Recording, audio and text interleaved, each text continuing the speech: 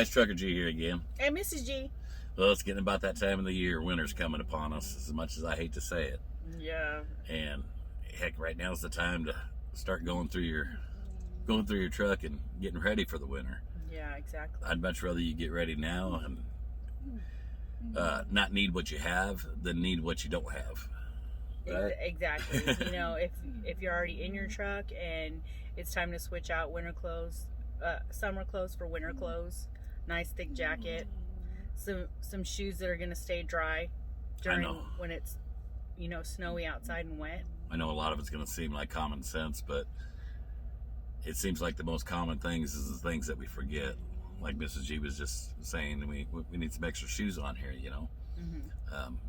If you got some weatherproof boots, then it's not so bad. But if you're running tennis shoes, heck, you get out in that snow and you get wet socks. You're gonna wish you had that extra pair of shoes. Not to mention, extra blankets, food. Yeah. Peanut butter is a good source of protein. Let me tell you guys, it is. Peanut butter and crackers, you can live off that for a few days. And God forbid you were to get stuck in Wyoming, which has happened to us prior. Some of the like the ramen noodles or cup of noodles and stuff like that, extra water, so that big deal. Yeah, so that you have a food source. Not to mention the tools that you should have on your truck. I mean, you're going to want that big hammer out there to knock the ice off your brakes. Be nice to have that propane torch. Oh, that would in case you need to melt the ice off the drums, the brakes from sticking to your drums.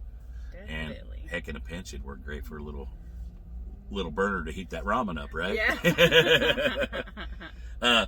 There's just all kinds of stuff that we don't usually think about. Make that checklist. Be ready for winter is kind of what the point is.